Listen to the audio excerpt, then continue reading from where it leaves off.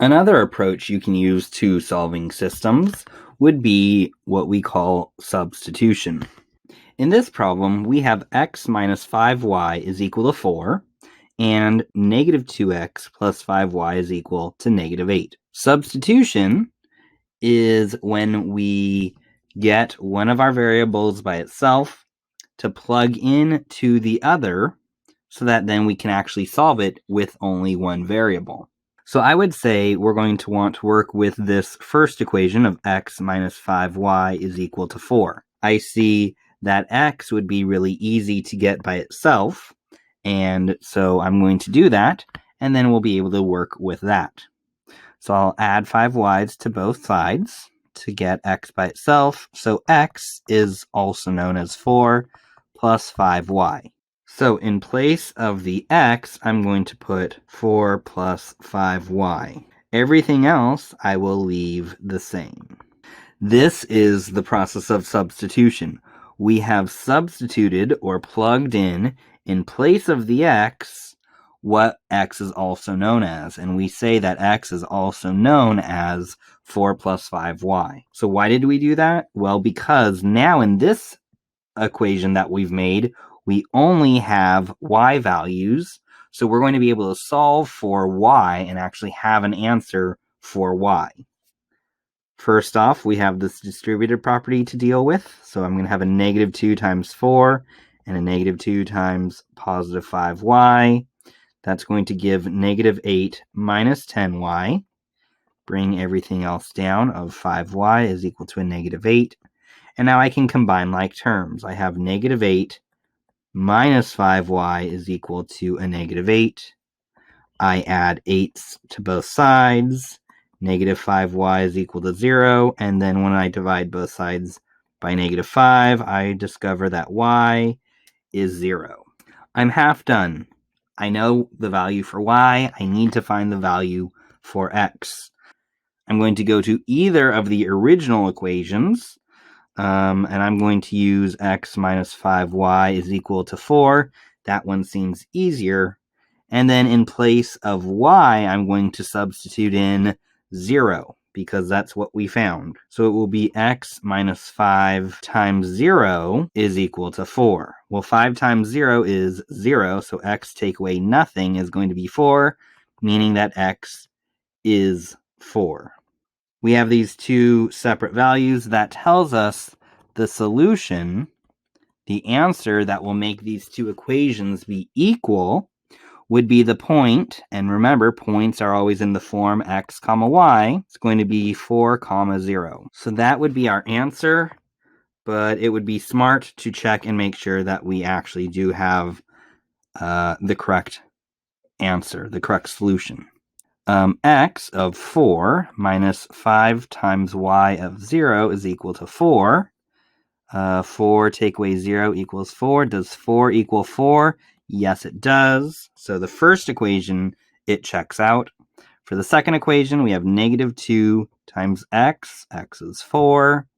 Plus 5 times y. Y is 0. Is equal to a negative 8. Negative 2 times 4 is negative 8. Plus 5 times 0 is 0. So negative 8 plus 0 is negative 8. Does negative 8 equal negative 8? Yes, it does. We've proven that our solution of 4, 0 is going to work with both of these equations. That is where the two equations are the same. In this second problem, we have x minus 3y is equal to negative 10, and 7x minus 6y is equal to 20. I'm going to start off, and I'm going to work at adjusting this first equation, x minus 3y is equal to negative 10, because I see that I could easily get x by itself. Just going to add 3y's to both sides. So x is also known as negative 10 plus 3y. Now that I have x also being known as negative 10 plus 3y, I'm able to go to the other equation, and in place of putting x, I'm going to be able to substitute or plug in negative 10 plus 3y in place of the x. So it now reads as 7 times negative 10 plus 3y minus 6y is equal to 20.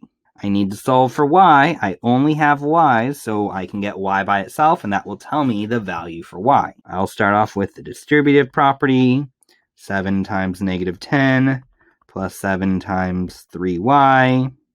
That would be a negative 70 plus 21y. I bring everything else down.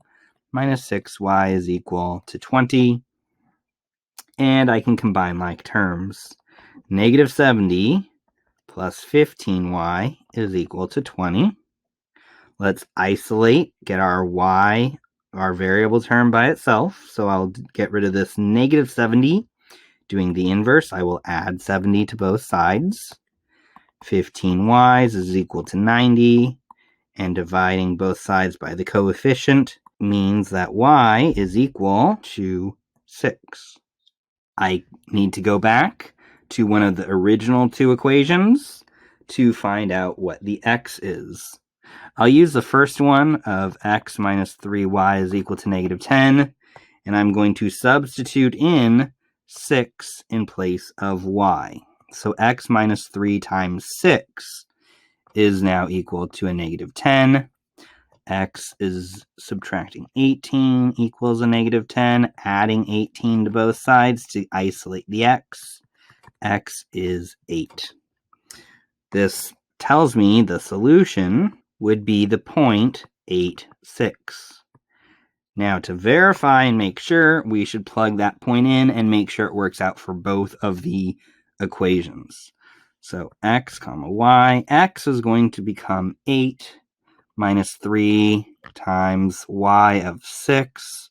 That should give us a negative 10. 8 minus 3 times 6 is 18. 8 take away 18 would be a negative 10. Negative 10 does equal negative 10. The first equation checks out. We're now going to try the second equation. 7 times x, x is 8, minus 6 times y, y is 6, equals 20. 7 times 8 is 56, minus 6 times 6 is 36.